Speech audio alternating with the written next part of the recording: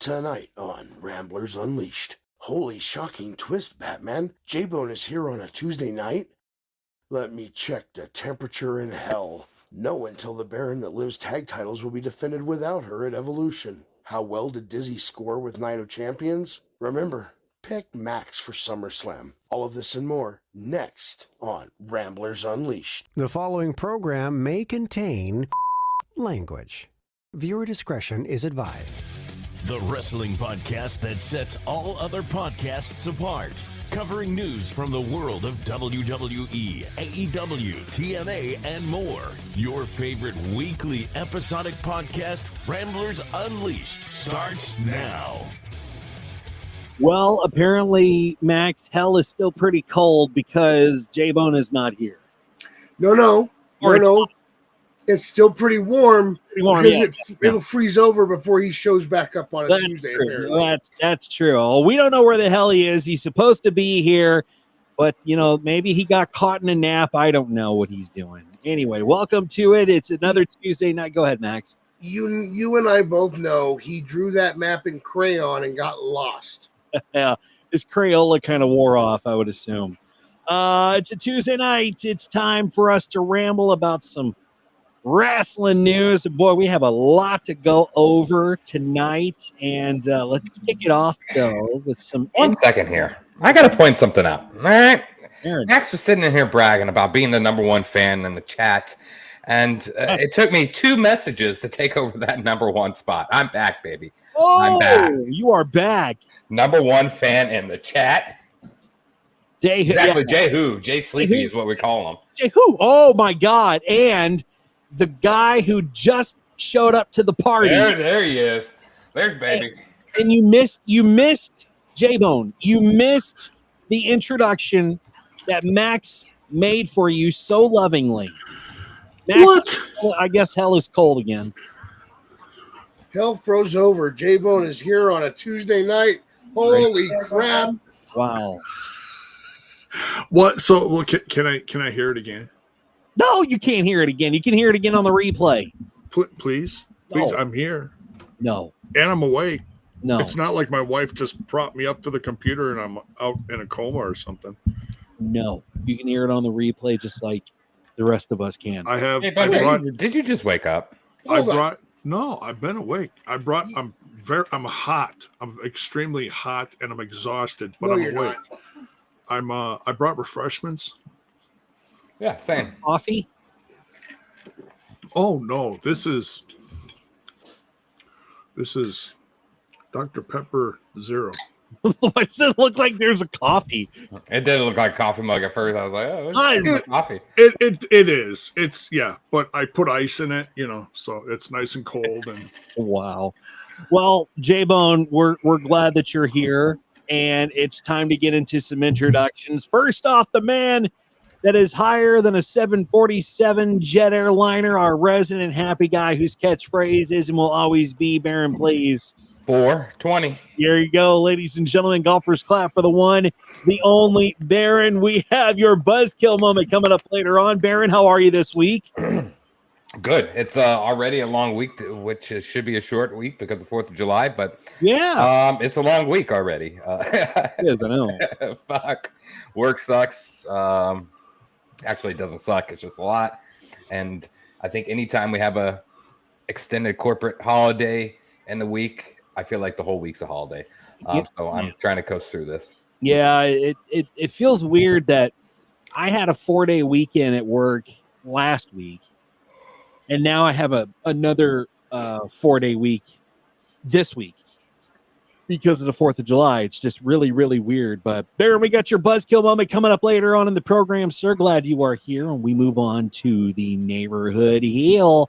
A man with more wrestling knowledge in his pinky finger than Tony Khan could ever muster with his toy figures. And the only guy that I know that pops bigger for Joel Gertner than any of us. And if you don't know who that is, Google it.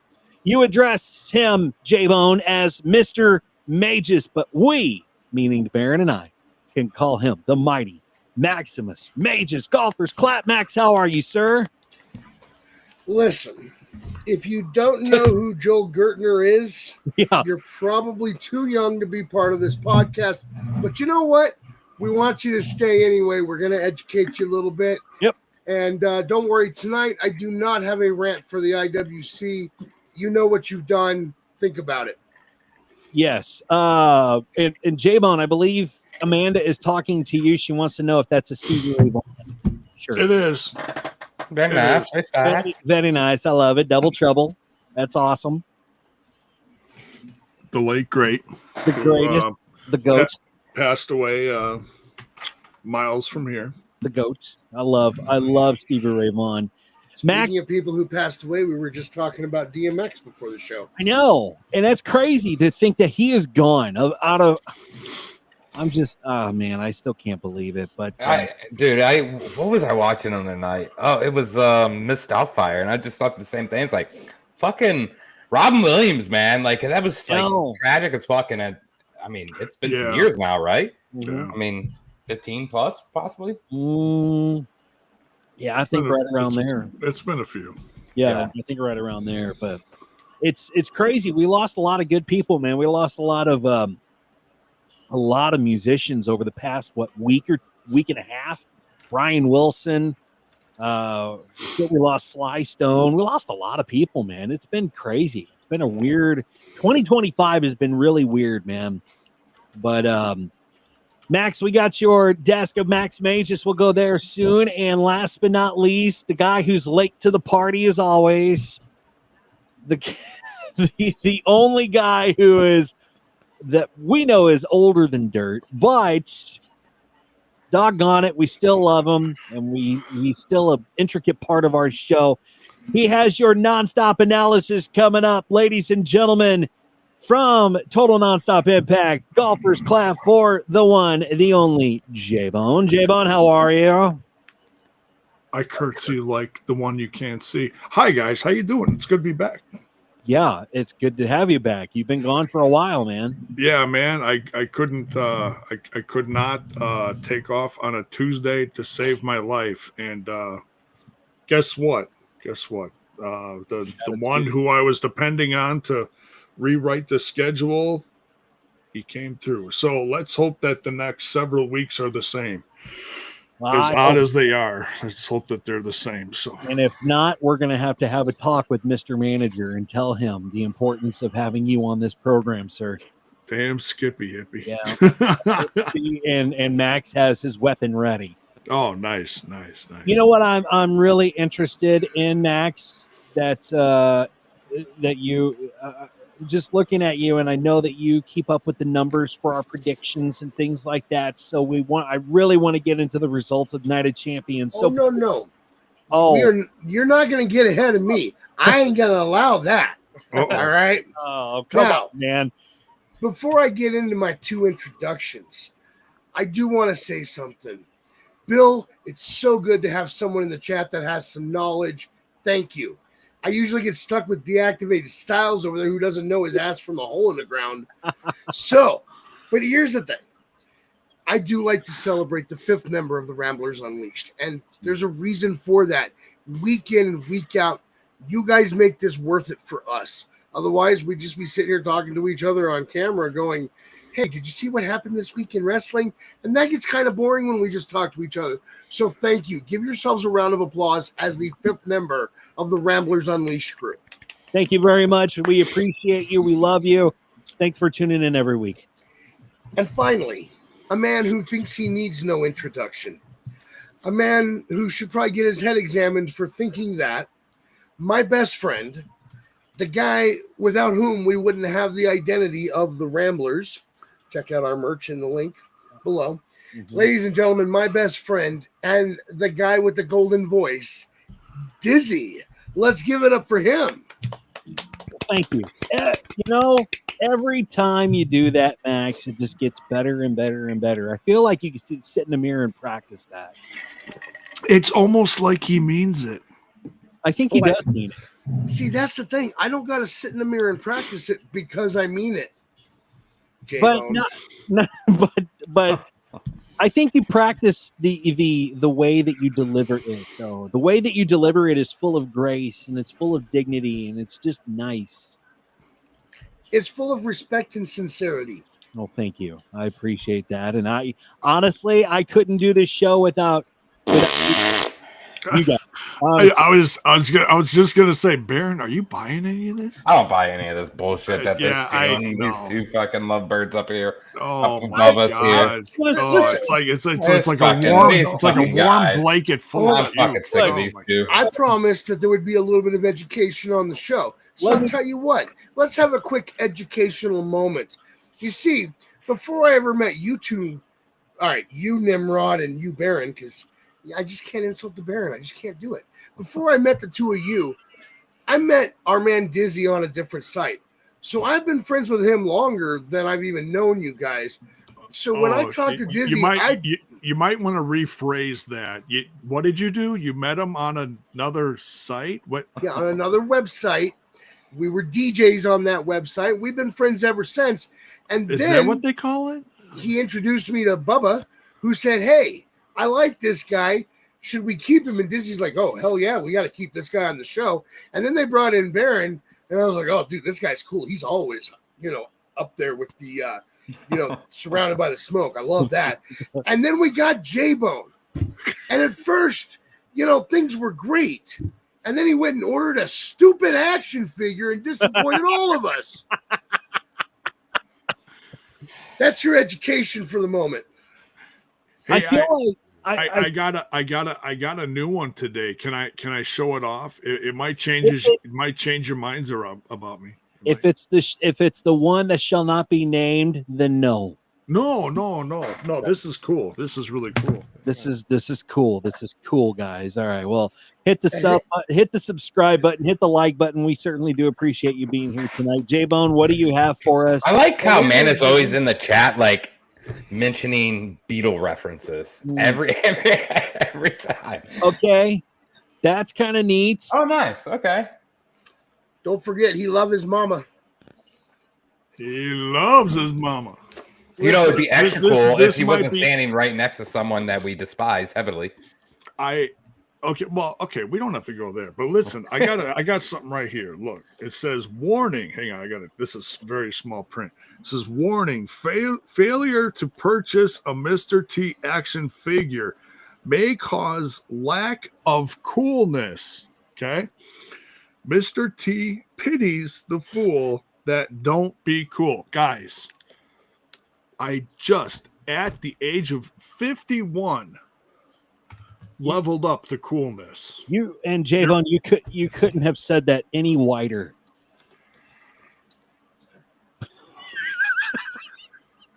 I would say whatever makes you happy. You want me to use another kind of accent or something? Oh no! And that's the tea. No, and that's it for tonight, folks. Yes, we're canceled. That is it. We're done. Thanks a lot, ladies and gentlemen. It has been a pleasure, but thanks to this man, we gotta go. Thank you, J-Bone. We got to go. Okay, J-Bone, you're muted for a little bit, but let's go over these results for Night of Champions. I'm trying to get away from that. Anyway, let's start with the results, and then Max, I want you to go over the numbers for all of us, because I don't feel like you got it, dude. I don't. Okay, Michelle.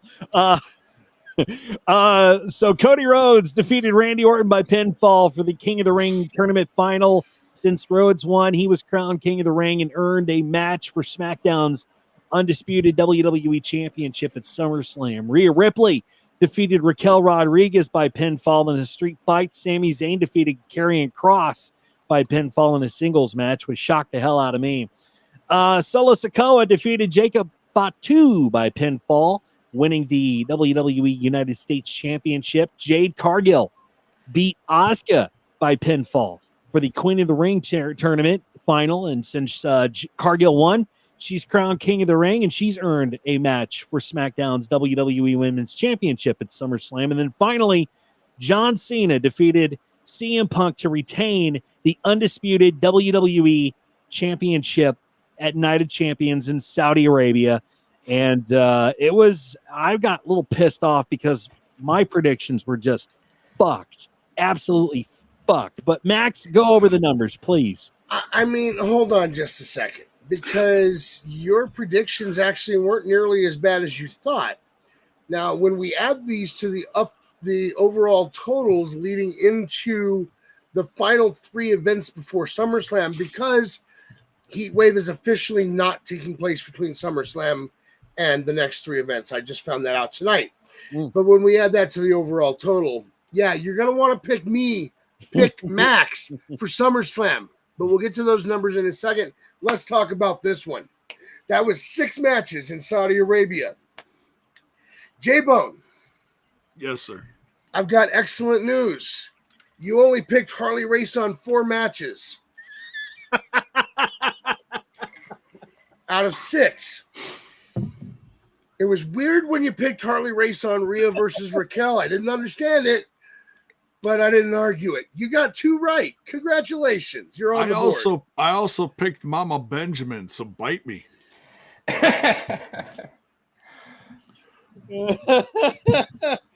You racist bastard. That should make me non-racist. I didn't even put her on a poll. You did. I just wanted her to win. Yeah, I'm not did. the one that put her on a poll. That In was the Vince chat. Russo. Vince Russo put everybody on a poll. In the chat, you said on a poll? I asked you if that's what you were suggesting. See? Wait, why are you accusing me? I was See? trying to figure out what you were. Yeah, shut up, old See? man. Anyway, I only got half the card right this time, but that's beside the point. When I get to the updated totals for everything leading up till now, you're going to see why you want to pick me for SummerSlam. Definitely don't pick that guy down there. You never know what you're gonna get. You might get Ric Flair, you might get Bruno Sammartino. I don't know. Hey, I mean, as long as he. You might get Ric Flair getting arrested in a quick trip, with his pants full of shit. No. That was Selena 52 truck stop. I saw that. Yeah. But that's beside the point. And here's the thing. Baron only picked Who Gives a Shit on 2 matches this time. What do you mean? I Hold picked on, North Kane. hold I don't remember on. what car we're talking about. Let me finish. Baron only picked Who Gives a Shit on 2 matches this time. And for whatever reason, I don't understand it, because normally he listens to what Max says. He listened to what Baron said and said, you know what? Baron's right. Who gives a shit on that match? So they missed 2 matches because they said, who gives a shit? That means they got 4 out of 6. So they had a decent showing on this show. And I just want to pull this up real quick. And I want to point out that all of us, all 4 of us, went the wrong way on Sammy versus Karrion. We all did. And Fatu versus Solo. All did, yes. Yeah, now the Fatu solo, that one was surprising. However, if we kind of dive deeper into like Sammy over in Saudi Arabia, we should probably been a little bit wiser on our pick, because he's never lost a match over there. He's like a massive deal over there, right?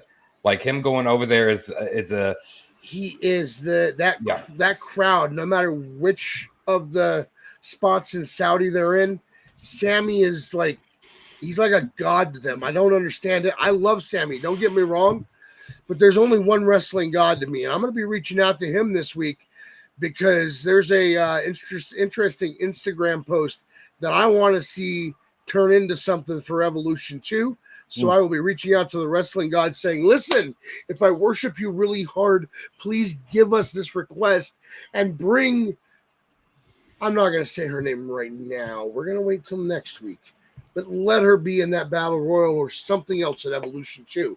Oh, Mercedes Moné? Shut your old ass mouth right now. Oh, sorry. Are you talking? Nobody. Oh, you're talking about Evolution. My bad. Nobody wants to see She Who Shall Not Be Named in the Evolution Battle Royal. Who shall not be named that he already named. And if you do want to see her, you need to get your glasses checked. Yeah. Now let's talk about the overall numbers leading up till now. Yes. And let me remind you guys, there are 3 events left. All right. And they're all the same weekend. I didn't book that, so don't nobody look at me. But hey, Tony Khan, still call me. I'm going to help you out. We have Great American Bash, Saturday night's main event, and Evolution coming up. All of those are going to be prior to SummerSlam. So now is the time to really start thinking about who you're going to pick because it's almost that time. So let's start at the bottom. I don't know how this happened, but because one of them is smart and the other one is blind and needs his hearing aids.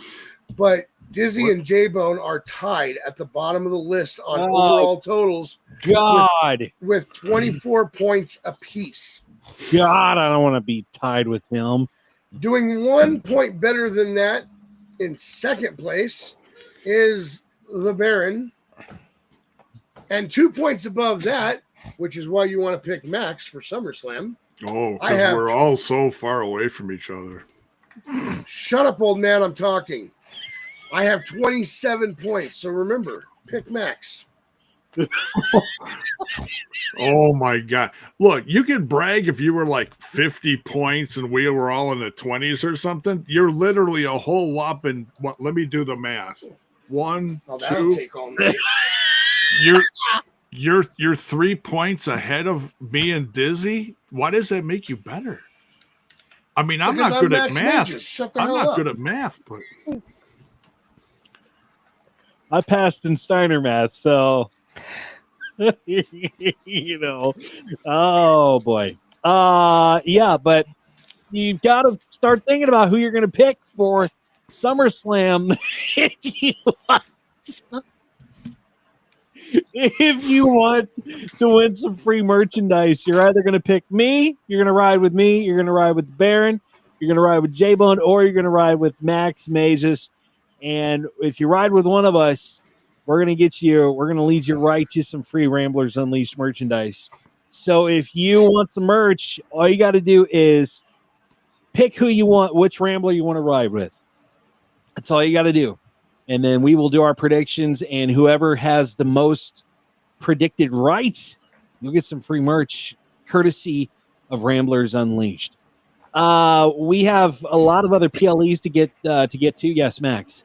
I was just going to say, we do have 3 PLEs between now and SummerSlam. SummerSlam, yeah. But I would like to point out that we currently have 2 matches announced for SummerSlam, and that's John Cena versus Cody Rhodes and Jade Cargill and her opponent, which will be decided at Evolution.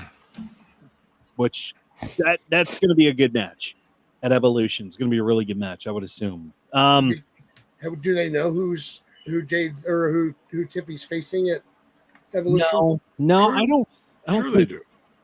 I'm sure they do, but They do. We don't. Right. Look, I know Bill does. I don't know about the rest of them. Bill knows it all, man. Bill knows everything. One of the big things from Night of Champions was the debut of Hikuleo, making his long-awaited debut as he helped Solo Sikoa defeat Jacob Fatu to win the U.S. title.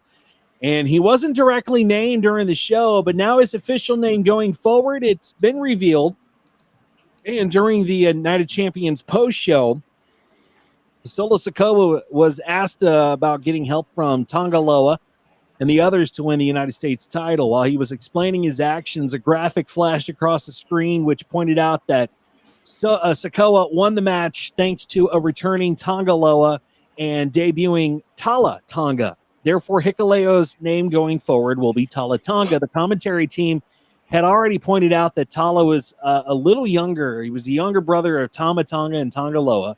So Hikuleo getting a similar name makes all the sense in the world, which if my memory serves me correctly, guys, and don't hate me for this, but I have to give credit where credit is due. And J-Bone called Hikuleo to debut at some point in the WWE. You did. It's recorded. It's on record. I can go back to our videos and I can find it. But you certainly did, man, and that's props to that, man. Hold on, because months ago I said that he had been seen at the Performance Center, and then J-Bone predicted he was going to show up in the Harley race match like 2 months ago, and I said no, he's not. But before you even said that he was spotted at the Performance Center a long time ago, He said, watch for Hikuleo to debut in the WWE, and he did on Night of Champions. Now, do you know why they're calling him what they're calling him? Because he's taller. I can't believe Grandpa remembered that. He kind of reminds me of Peter. What's his name? Peter Steele from what's Typo Negative. Typo Negative. Yeah, he kind of looks like that dude from Typo Negative. Honestly, only he's got much more of a tan, and he doesn't look so grumpy. Yeah, right. Peter still always looks like he just got done taking the worst shit of his life. I'm just saying. But another thing that was pretty prevalent. Yes, rest in peace. Another thing that was pretty prevalent with Night of Champions is that the Cody Rhodes and Randy Orton match. Cody won the crown and all that, and everything was cool, but all eyes were on Randy, and that's who I was watching. He was walking away, and the seeds are planted for his heel turn, and they might have been planted in front of the entire world. So Rhodes and Orton kicked off the June 28th event in Saudi Arabia, battling to determine the 2025 King of the Ring. The crowd was electric for the showdown, and it ended with Orton and his own tactics backfiring on him. So during Wrestling Observer Radio, Brian Alvarez explained how the finish and post-match moments all hinted at Orton's next move, the undoing of the turnbuckle, Cody shoving him into the exposed area to hit the crossroads for the win. And when he was walking away from the ring, just watching Randy's body language, turning around, looking at Cody, kind of sneering at Cody, I think it's going to happen. So here's the question of the night for the chat and for you guys. Are we ready for a Randy Orton heel turn? I'm going to start it with the Baron. Yeah, I'm ready for anything Orton does, really. It's always great. His heel runs are some of the best that we have in memory. Yeah. I was waiting for J-Bone. He gave me the finger. No, I didn't want to be rude. I was going to let you finish your thought. I'm not quite sure what you're doing over there, bud. What's going on here? I need to see it. Are you pulling out a Randy Orton fucking figure? What's going on? No, I'm stopping in tracks. I'm filling my drink. I'm sorry. Oh, I thought you were going to do something exciting. No, yeah, I'm going to have Cody Rhodes and Randy Orton. No, I thought that's what you might have at your table ready to go for a battle. Did you just say you're going to pull a Tony Khan? Shut up, Grandpa. No. I'm a little confused because I thought you were saying that Cody was going to turn heel. No. Orton. Because I hear a lot more people saying that Cody is going to turn heel than Randy. This is the first I've ever heard anyone say Randy's going to turn this on this show. And I'm like, wait, what? Cody is not turning heel anytime soon. If anybody's going to turn heel, it's going to be Orton. Yeah, I mean, like if you watch, the Saudi match, there was definitely tendencies of him with his body language and whatnot. And it may not be heel turn. Like, can Randy Orton actually turn heel in this point in juncture of his career? Good. And I don't think so. I don't think he can pull it off like a John Cena right now. Because I just noticed that a lot more people have been cheering John Cena than booing him in a sense, because after that one promo he cut, which was, the Punk promo.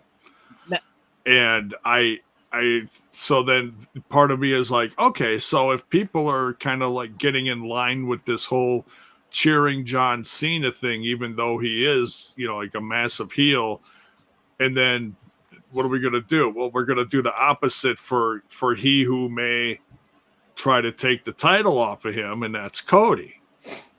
Best friend, correct me if I'm wrong, but the folks that are cheering John Cena, aren't they referred to as smart marks? No, that was 20 years ago. I mean, that would be a term if that was what they were doing. I think people are generally cheering for Cena. I think people are excited for Cena turning heel, but I still think they're marks. Here's the problem. The reason it's not always about the smart marks. It's not always about them. When the fans start cheering the heel with Eddie, it was just because he was so beloved that they couldn't help it. The guy was entertaining even when he was the bad guy. I mean, come on, who else could smack a chair on the ring, toss it to his opponent, drop down, and lean up long enough to tell the crowd shh, and still be over? Mm-hmm. All right. Right. Sometimes, though, it's about agreeing with the message.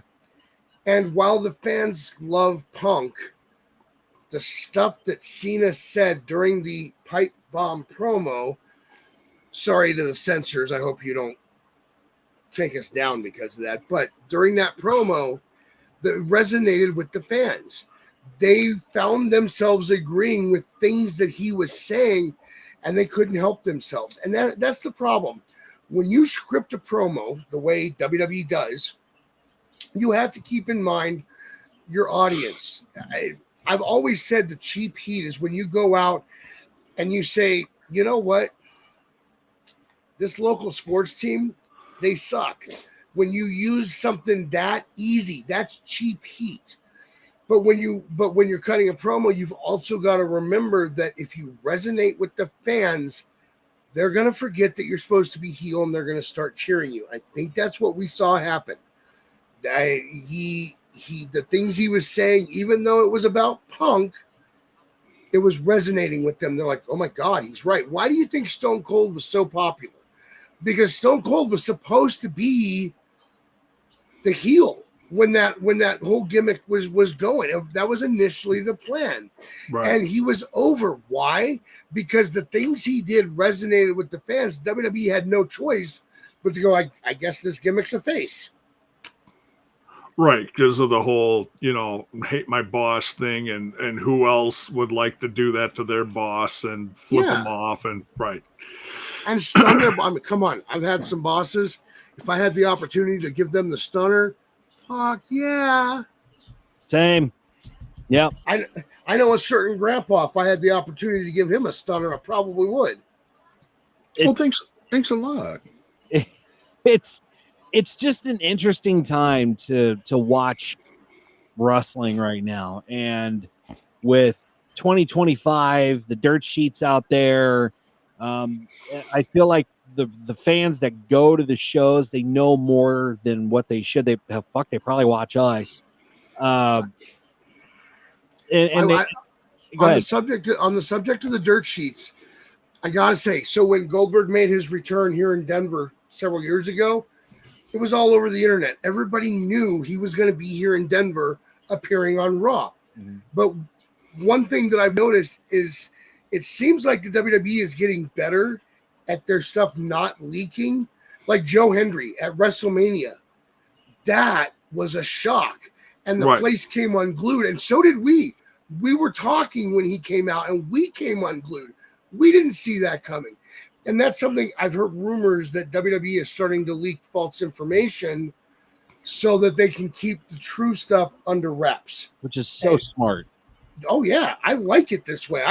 I loved being surprised that Joe Hendry was Orton's opponent.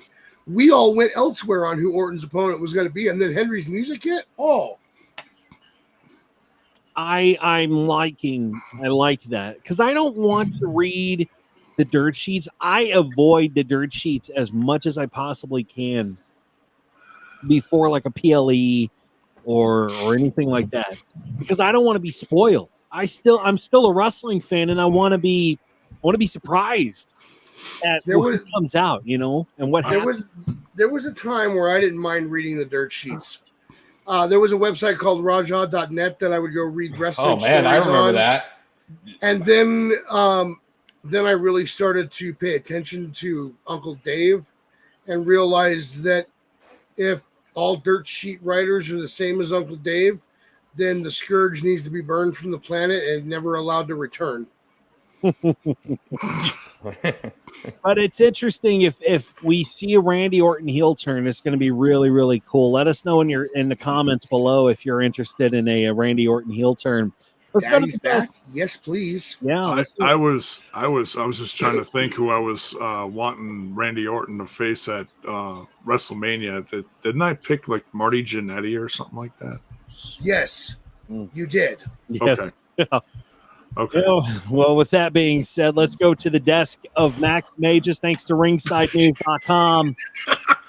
And Max, I picked this one for you specifically because I know you're a video game guy.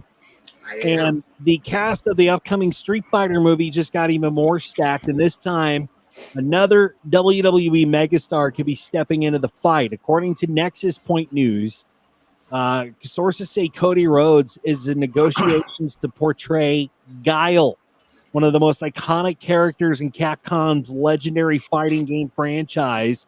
If the deal goes through, Rhodes would follow fellow WWE star Roman Reigns, who's already confirmed to play Akuma in the live action film from Legendary Pictures and Capcom. So Guile, known for his unmistakable flat top haircut, sonic boom attack, and no nonsense military style, first appeared in Street Fighter II in 1991. He's become a staple of the series, and the storyline centered around serving the U.S. Air Force and avenging his friend's death at the hands of M. Bison and the Shadaloo organization. So the fans will remember Guile's portrayal by Jean-Claude Van Damme in the 1994 Street Fighter film. Rhodes, though, who is riding a wave of career momentum, which is why he's not going to turn heel at any time soon, would be adding Guile to his growing acting resume. So after co-founding AEW and coming back home to the WWE, the American Nightmare has already made his mark in television, appearing in Sci-Fi's Warehouse 13, having a reoccurring role in the CW's Arrow as the drug-dealing villain Derek Sampson. Up next for Rhodes, though, the Naked Gun reboot, which marks his biggest acting project to date. And production of Street Fighter is set to kick off in August in Australia, with some other big names attached to the movie, like Jason Momoa as Blanca. But Max, that's huge. I was looking at something. Did you mention that Roman Reigns was in it? Roman Reigns is supposedly supposed to be cast in this as Akuma. Not supposedly, he is. That's official. Okay. It's yes, I just channeled Adam Pearce there, by the way. All right. It's official. So here's the thing. I just want to say that I don't understand why they're calling Naked Gun a reboot when Liam Neeson's actually playing Frank's son. To me, that would make it a sequel, honestly, not a reboot. Same with the Vacation movie that they called a reboot. I have it over there, but that's not a reboot. It's a sequel. Anyway. So it means he's going to play in multiple movies. That's what the plan is. That's why they're calling it a reboot, as in he's going to play it more than once. Well, yeah, but they're all going to be sequels to the original if he's Frank Drebin's son in all of them. But that's beside the point. If they were starting over and recasting Frank Drebin, I would protest. But I would also say that would be a reboot. But I want to get back to the Street Fighter story now. 50 Cent is also in this. He will be playing Balrog. One of my biggest problems with this movie is it just does not feel right to do this without Raul Julia, the man that made Bison the highlight of the original movie, because Jean-Claude Van Damme, I'm sorry, but he actually sucked in the original Street Fighter, as did most of the cast. What I did do, though, was I'm not against Cody playing this part, but I did send a couple of pictures over to the Rambler chat that basically would show who I think would be better suited to look like that, because we all know he's done it before.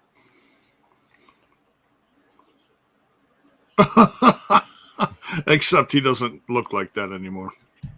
Well, he looks more like Jim Varney now, but that's beside the point. Yeah, right. Damn. Look, I'm not opposed to Cody Rhodes. That could be entertaining. I do want to give him a chance. I'm just going to say it. I am going to watch The Naked Gun.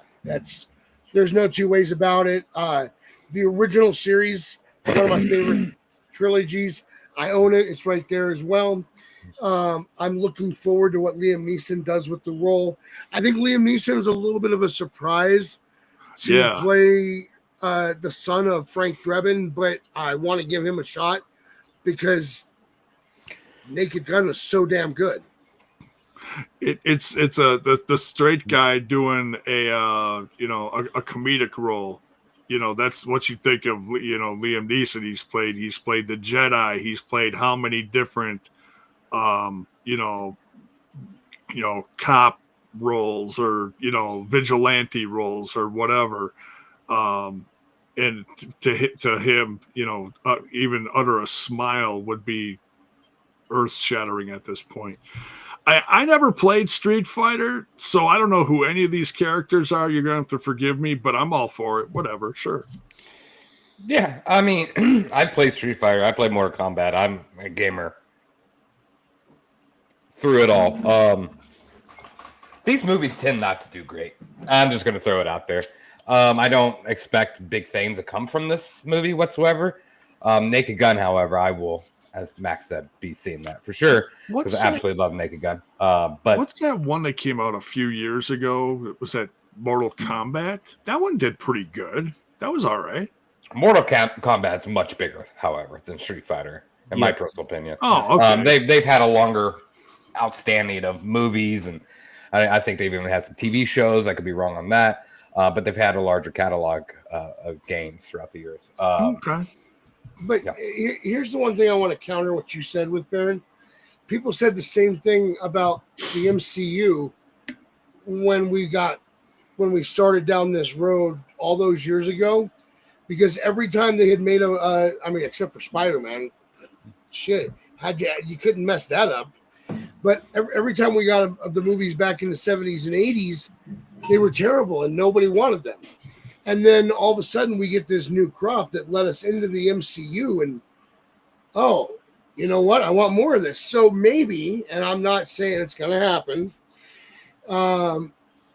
maybe Street Fighter will surprise us. Yeah, I hope it does. I mean, to pull the MCU universe and compare it to a Street Fighter universe is, I mean, Marvel's got great stories and whatnot. And I'm still, just not to get crazy off topic, but the opinion has to be thrown out there. I am still a DC fanboy for life and always will be. And I still appreciate and love the Marvel universe. But I think it's too comic-y for me. I need depth and I need some stories and whatnot. But anyways, I got to talk about that for hours. But I hope this is great for Cody Rhodes and especially more so Roman Reigns, because this is the transition I think he wants to go to, right? I think he's probably done with wrestling in the next 4 to 5 years. So this is a good breakthrough for him. I think he could be a good actor. I think he could be kind of like a Jason Momoa in a sense, right? So yeah, happy for him. Yeah, I think you could do like a Marine Part 3 or something. Wow. Marine Part 3? What? Oh, sorry. You are done, sir. Is that not cool or something? You are done, sir. Let's move on to the Baron's buzzkill moment. This is kind of some scary news, man. Your buzzkill moment, thanks to ringsidenews.com. The legal situation surrounding Liv Morgan's alleged stalker, Sean Chan. I believe it's Sean Chan. It's far more serious than what it was first appeared, and now a retired detective is breaking down exactly how a Florida burglary case turned into a full-blown federal stalking indictment. So during an episode of Going Ringside, host Scott Johnson asked retired detective Tom Hackney to explain how Chan's charges were upgraded from his first disturbing attempt to break into Morgan's Florida home. But Johnson pointed out that Chan's initial charge sounded relatively minor. Hackney wasted no time explaining that even at the state level, burglary is no joke, but the federal stalking charge takes things to an entirely different level. And Hackney said, and I quote, yeah, the burglary portion of it, that's a serious state crime. The felony, that's a felony and can wind him up in state prison. So he would have gone to jail. That's a felony. That's more than a year. And the fact that it's unarmed and it's unoccupied are different variations of that here in the state of Florida, end quote. Now, Hackney even said that the FBI has stepped in using federal stalking laws because of how Chan crossed international state lines to target Liv. The biggest factor here, though, Baron, is fear. Hackney made it clear that both state and federal stalking laws revolve around whether the victim was placed in legitimate fear. And in Morgan's case, the answer was obvious. But Chan, who's a Canadian citizen, is now facing federal interstate stalking charges after traveling from Canada to Florida, attempting to access Morgan's home and leaving behind a disturbing handwritten note full of paranoia and resentment.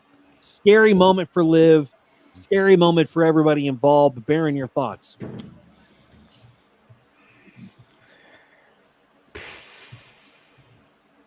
I mean, dude, come on. It's fucking Creepy. disgusting, creepy. Not just because this is Liv. I mean, like, this is a ongoing issue with celebrities, right? You get these fan base that are just so diehard, and it's troubling. And, like, you know, mental health is very, very important. And you know, I hope that said person gets a ton of help. And it's not right? And no matter who it is, it's just disgusting. Absolutely. Well, and plus you come from Canada all the way to Florida, like, fucking Christ. Why would you? So many other things you could be doing in between that, you know? Like, why would you go all the way out there, man? I mean, it's just weird. And, like, what do you expect is going to happen by going to that person's house, right? Like, what is? And I mean, like, I shouldn't, you know.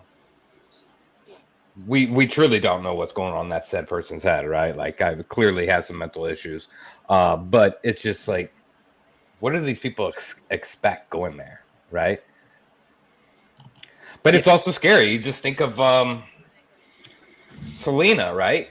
Mm-hmm. I mean, well, she was killed more so by her manager, but she also had, like, really strong stalking charges, right? So it's scary. You never know. It could be your fans that could harm you, and it's scary as hell because you can't trust anybody in this fucking world anymore. It's really scary. It's really terrifying to think that somebody we won't even consider a fan, we'll just consider somebody who is obsessed with Liv Morgan, could even think of accessing the internet to find out where she lived, precisely pinpoint her location. I just, you know, I mean, that's not to cut you off though, but, like, that is the problem with the internet in general. The information is just so easy to get anymore, and that's dangerous for everyone, not just celebrities, just people in general. Yeah, absolutely, I totally agree. And you know what? It's so difficult because sometimes these people are just kind of whacked out in the head, and sometimes they're just pieces of shit.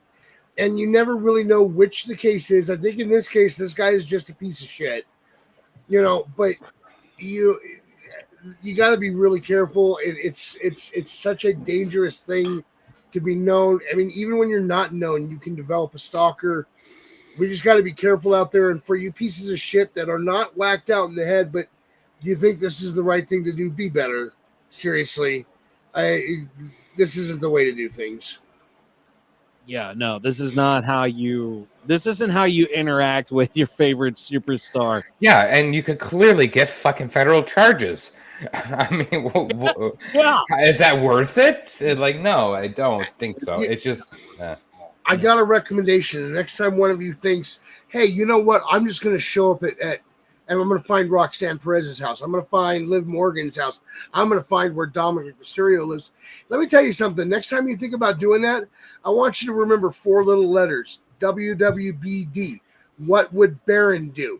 Baron would sit down, smoke a fat one, and go, you know what? That's probably not a good idea. I'm just going to stay here and be happy. Nailed it. Nailed it. Yep. Nailed it. On point.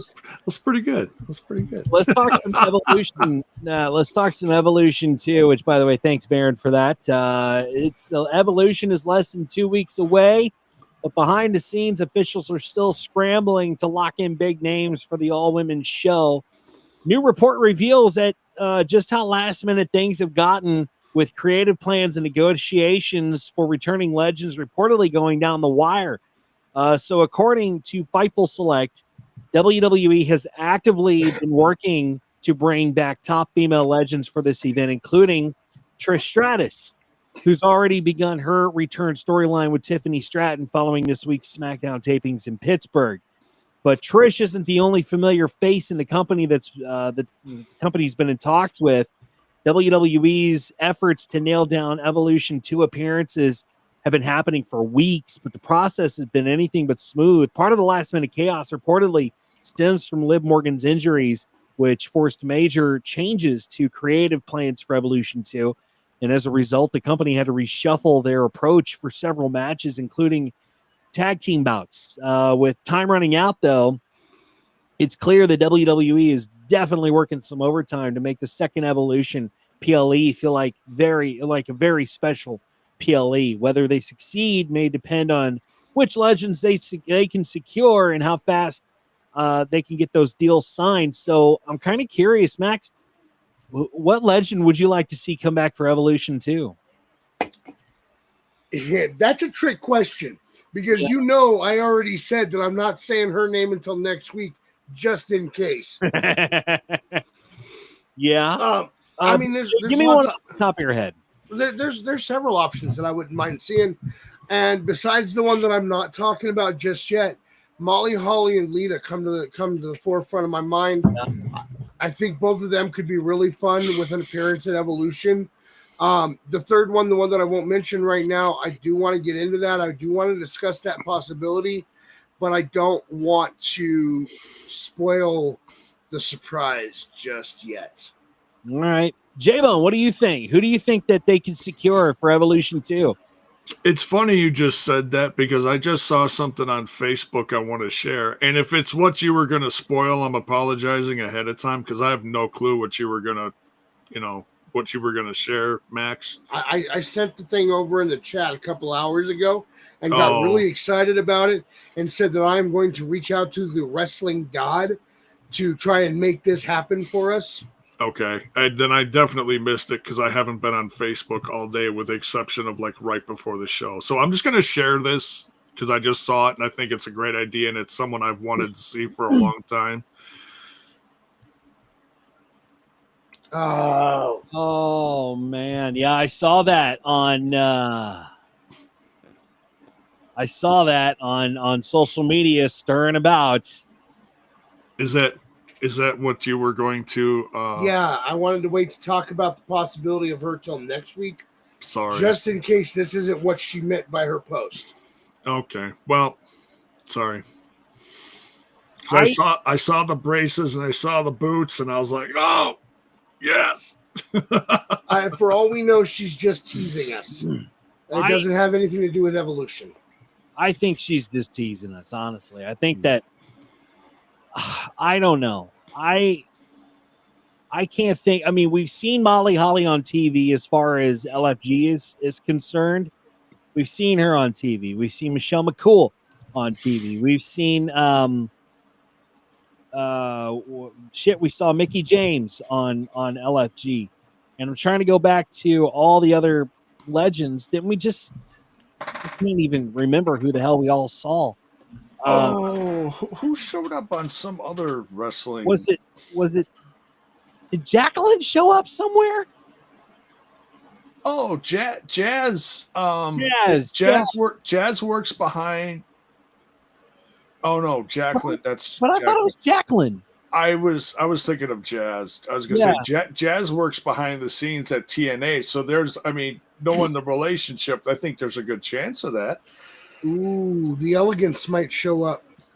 Oh my God, yes. Oh my gosh, if Elegance by Ash and Heather show up, oh my God. There you go. All right. Yeah. So picture this, okay?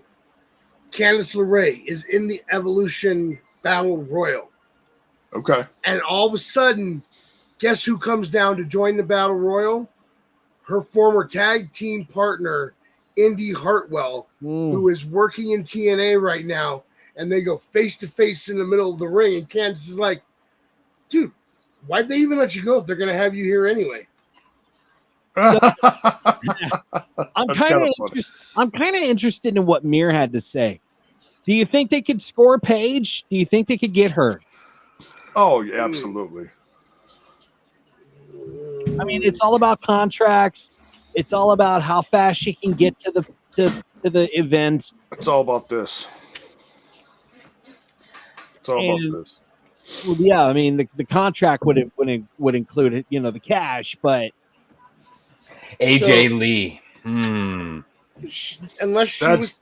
That's what you stepped away for a bit. That's here. Okay, I'll show you what I shared. I don't know if you saw this. I heard everything, kind of. Oh, okay. Then I'll just quick show you what I shared with the game. I mean, it would make sense that she would come back with CM Punk now. Okay, now I've seen this photo probably 6 times now. Yeah. Okay. Well, see, I just saw it literally as we were live. Okay. I mean, like, I think this is a meme. This isn't like straight from her Instagram, right? I think it's because this has been shown around quite frequently. I think it is from her Instagram account, right? But not from like current times. I don't think. If so, it's a repost then. Well, I don't know. I don't know. That would I'd have to go to Instagram and actually go see. We'll go find out. We're gonna find out. Listen, who the hell do you guys work with here? Do you We think got I'm the not Max already Mavis. doing He's this? on the case at all times. The AJ Mendez, and it looks like I haven't scrolled down far enough to go to see that picture of her shoot. No, that would probably be a Instagram reel, right? Like something she posted on her story. Yeah, possibly. And I know I've seen this photo before because it's been kind of circulating for months now because this is why AJ Lee is brought up to every women's evolution picture you could possibly think of. But it would be dope. Do I think that's happening? No.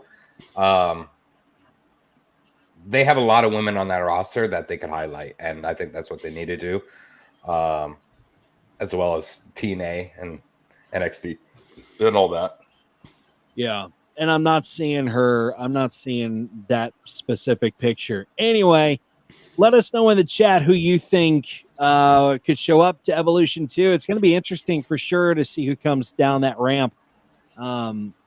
We're obviously going to see some faces that we've seen before, because that's just the quick grab for the WWE. But we could see Natalya, we could see Trish Stratus, we could definitely possibly see maybe Mickie James if she's able to compete. We could really see anybody. I am 100% certain we are going to see Natty. Yeah. At Evolution. I'm almost positive she's going to be part of the Fatal 4-Way tag match. Yeah. Along with oh Jesus, how did I forget her name all of a sudden? Maxine. Oh yeah, the Dungeon Dolls, I think, are going to be the Raw tag team for that. Yeah. She's been working with her quite a bit from what I've heard. I if you go to the WWE website, they are officially a tag team known as the Dungeon Dolls now. Dungeon Dolls, yeah. So that would make sense. That would be a great way to highlight them in their debut as a team, is have them in that match. As far as I know, Charlotte and Alexa haven't done a tag match together yet, so technically they're making their debut as a team at Evolution as well. They're the SmackDown team for that match. That was announced, I guess, earlier today. Did you say Charlotte and Alexa Bliss? Yes, I was as shocked by that as you are. Charlotte said she's looking forward to seeing what her partnership with Alexa brings. I do want to talk about the Paige thing real quick. That's crazy. Paige said earlier this year that any possible return to the WWE, we'll have to wait till 2026. This kind of got reiterated yesterday. There was an article on SI that came out about it that says that it doesn't sound like, based on what she's saying, that she's going to return anytime soon. Now, it's possible that something changed or she is hiding it. But as of June 17th, she got asked in an interview with the Orlando Sentinel, and she said at the time, she said that there had been no conversations with the WWE since her departure from All Elite back in March. So while it might be nice to see her back, I'm really thinking that right now, the way it sounds, Paige is probably not going to be there for Evolution. Is she still fighting an injury? Not as far as I know. She said she's living life right now. Yeah, I know she, I don't know, broke up or got divorced with Ronnie from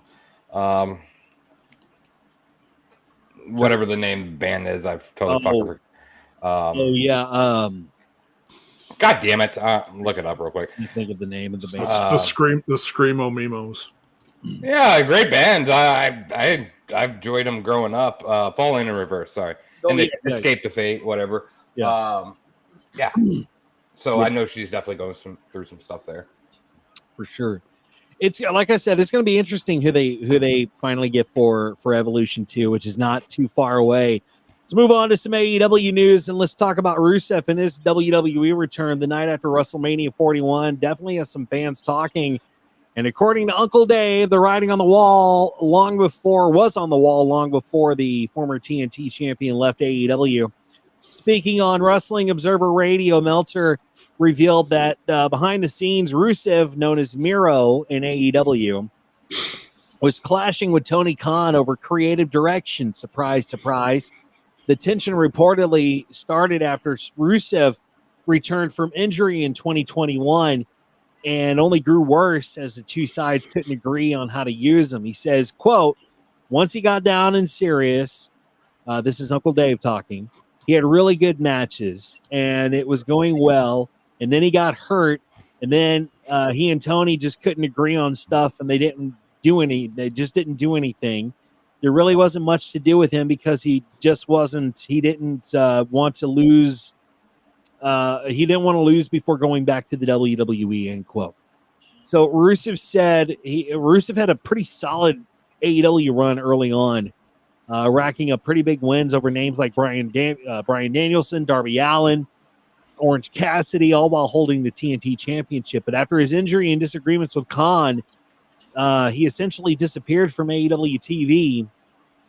And his last match for the promotion was in December of 2023 against Andrade, when he didn't wrestle for the company again after that. But Meltzer also pointed out that Rusev's AEW exit wasn't just professional, it was strategic too. The Bulgarian star reportedly always intended to return to WWE and wasn't interested in being booked to lose on his way out. And honestly, it's probably the best for Rusev to go back home to the WWE and get out of that sinking ship that is AEW, honestly.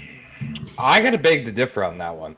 Really? I do. I think he's gonna be in the same exact boat that he was in AEW. I don't see any type of potential for him on the main roster, WWE, at all. I think if they were going anywhere, they should have blended him in on NXT TNA type of ordeal. I just don't see it panning out for him, and I think he's going to get just as frustrated on the main roster. Unless something changes very soon, because, I mean, he's had a handful of matches since he's returned, right? I don't know the stat count on that. Max could probably verify that. He had a hell of a match last night on Raw against Sheamus, and it was, I would say, it's the match of the night. It was, but you can't. I don't think I've seen too many bad matches with Sheamus in it, right? They're always a brute, heavy match, right? They're always heavy slinging matches, so they're always good. So I don't expect him. Like, matches are one thing. Stories are another thing, right? And I think that's where I don't see Rusev fitting in any type of storyline for anything that could, like, grow grow him more in WWE than he already has. That's why I think AEW would have been his best bet. So yeah, man, I just don't see much coming from him. He said Rusev said something really significant at the end of the match, though. I don't know if you caught that.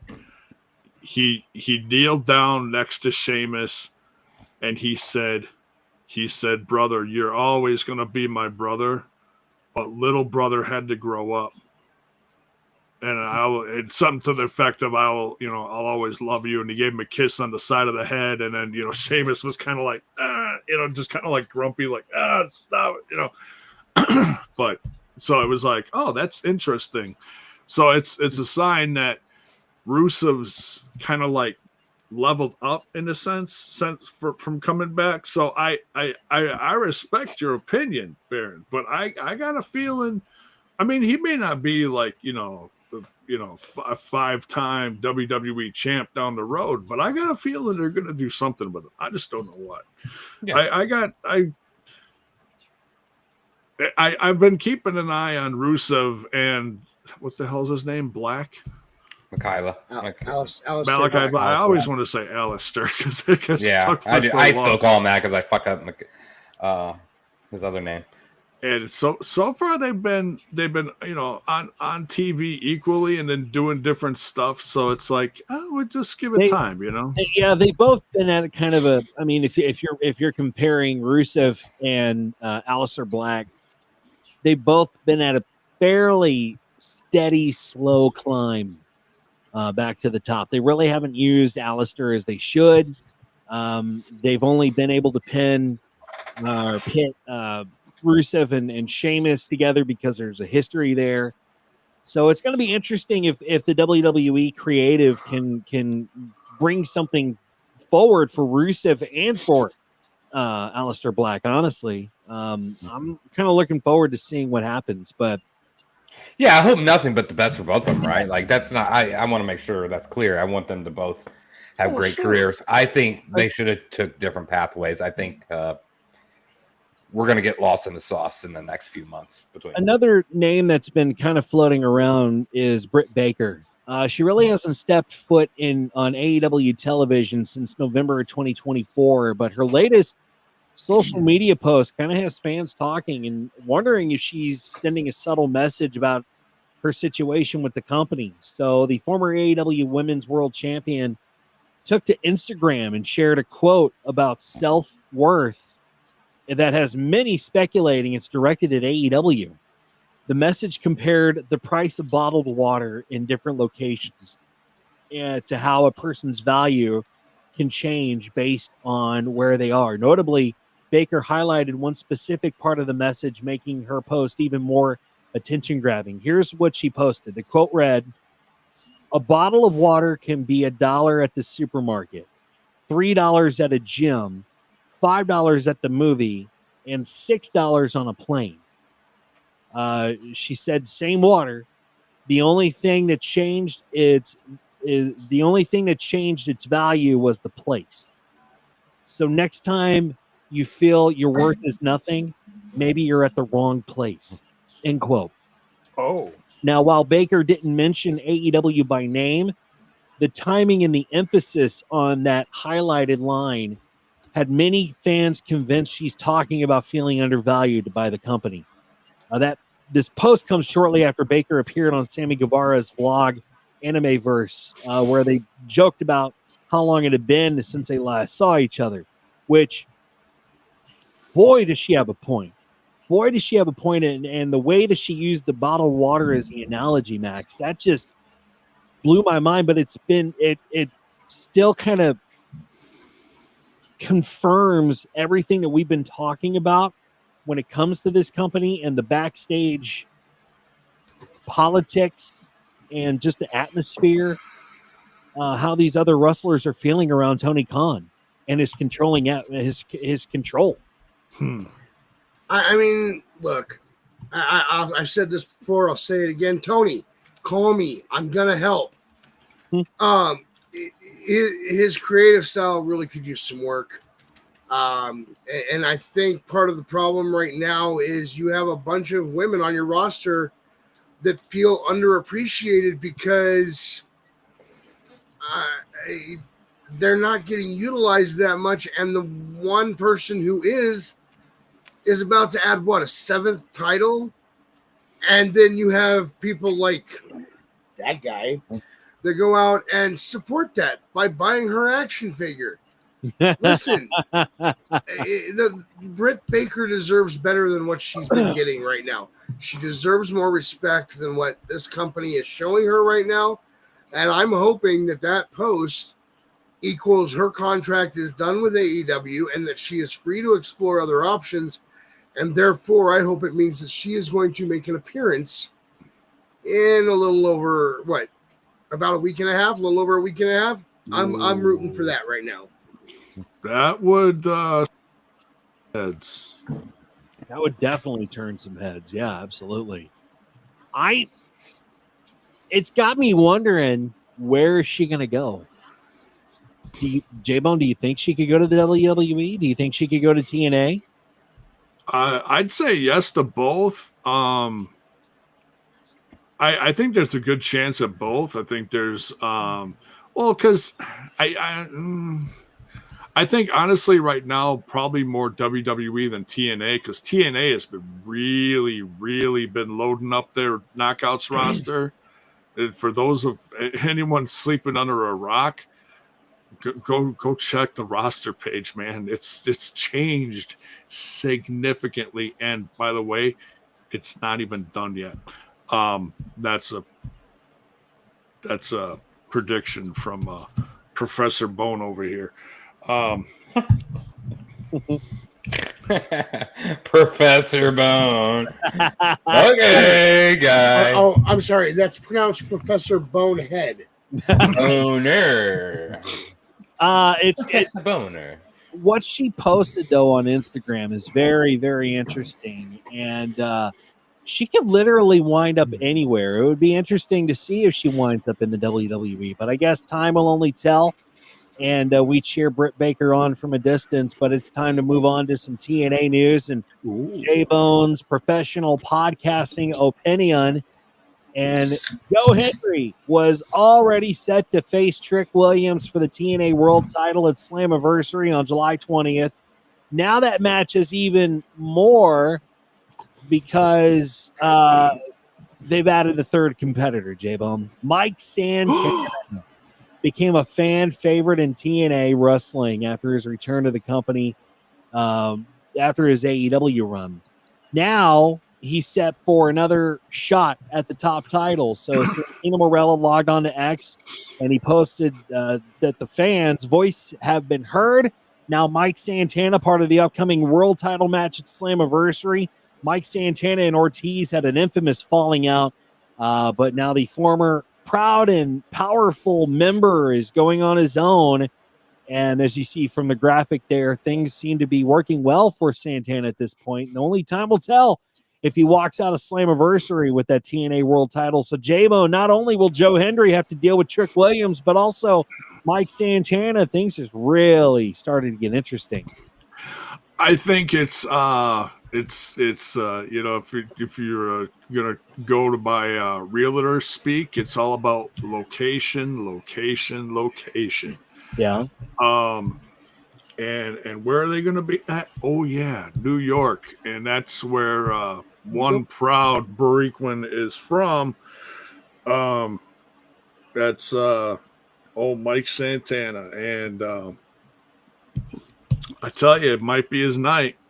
And the only thing that confuses me, and not to the point that I was disagreeing with it, I was just like, well, how are they going to come back to this? But there's always a way, right? Yeah. Because a month or so ago or whatever it was, right after Trick Williams, or 2 months ago, whatever, right after Trick Williams became champ, he faced Mike Santana on NXT television. And I'm like, wait, what? I'm like, because a lot of people were thinking, well, the big, SummerSlam's coming up in New York City. That'd be a great place for New York's own Mike Santana to get the title and face off and bring the title back. And then all of a sudden it happened like out of a whim and confused a lot of people, including me. But like I said, like there's always a way to bring it back. And Mike Santana's been doing absolutely nothing but just kicking ass and taking names. So it's if there's a will, there's a way. So why not?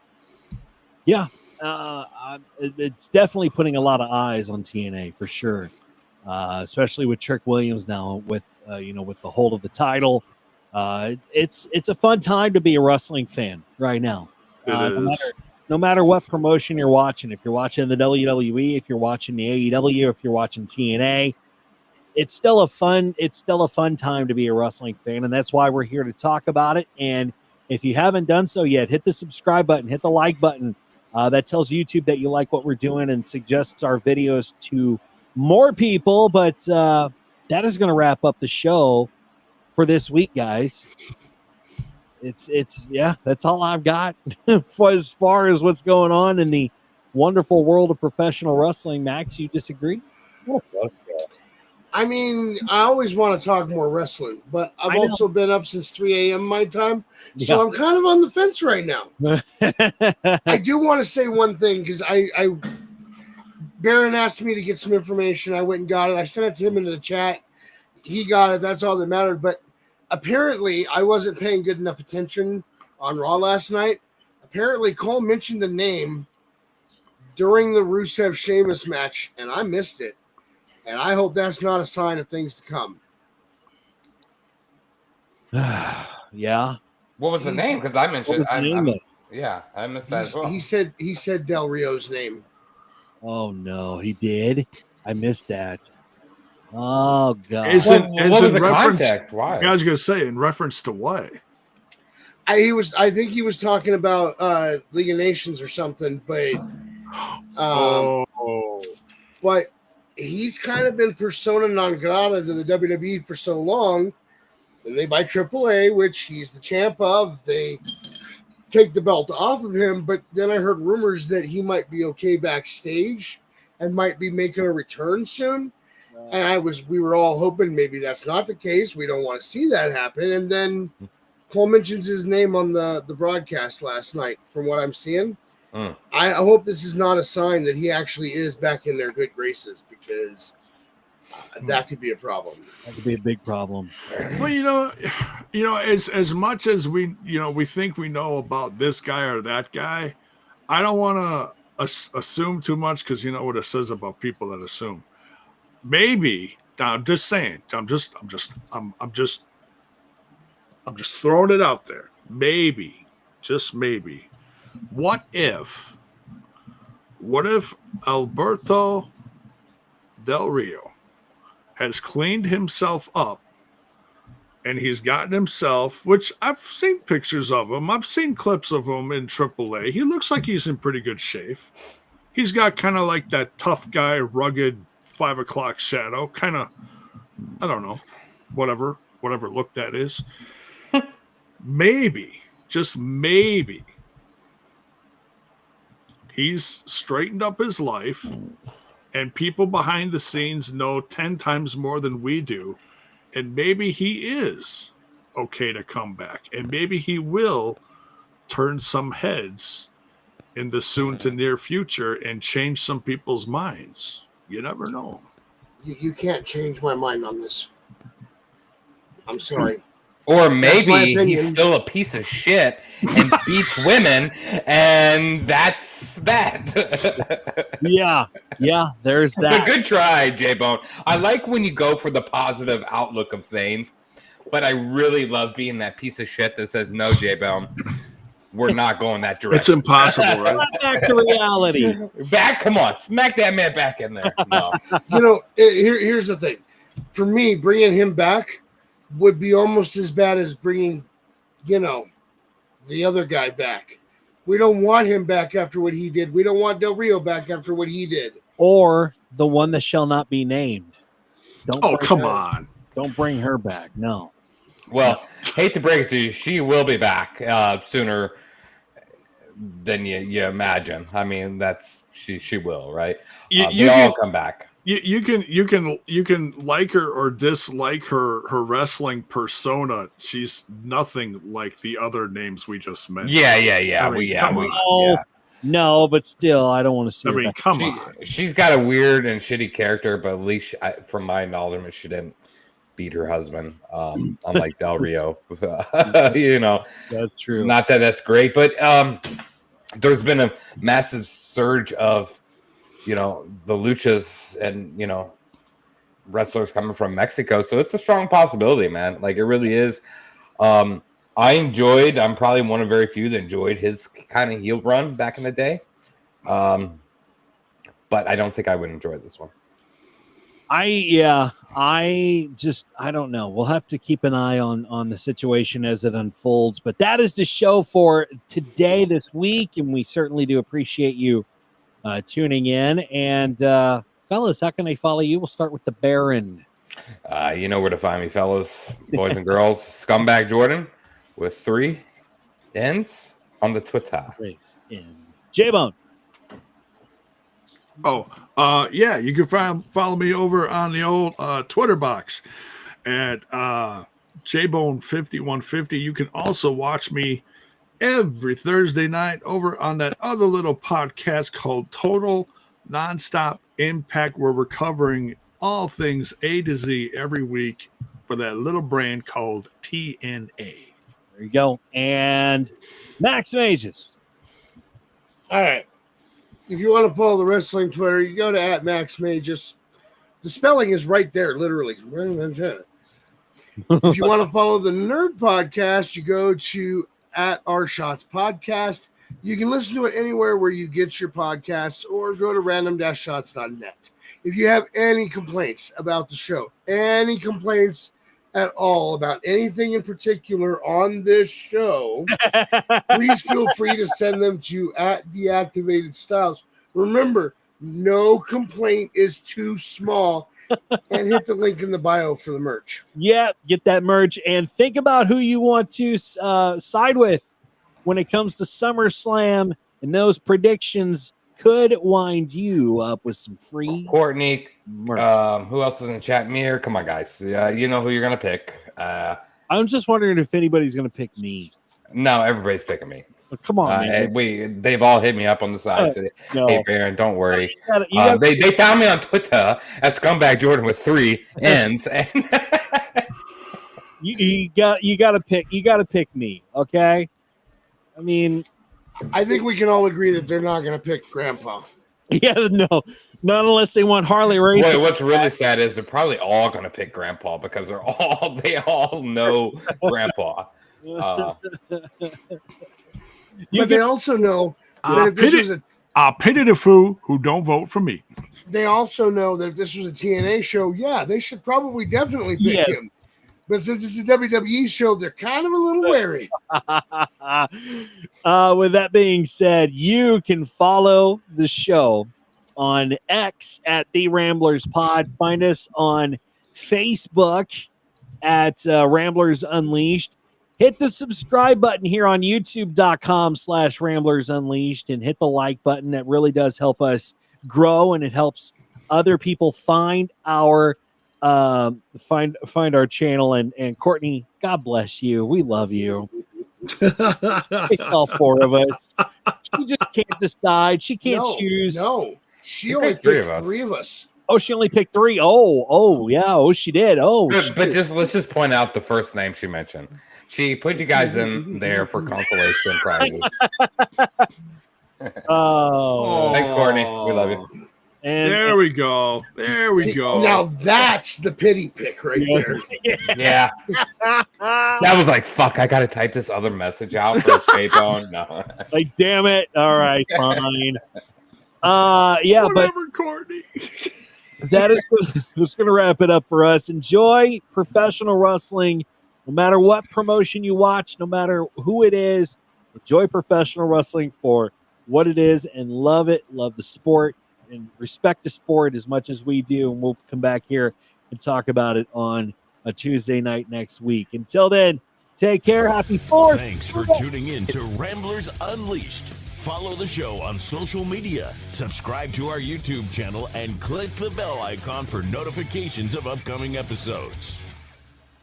Take your meds, Grandpa. That is the wrong graphic.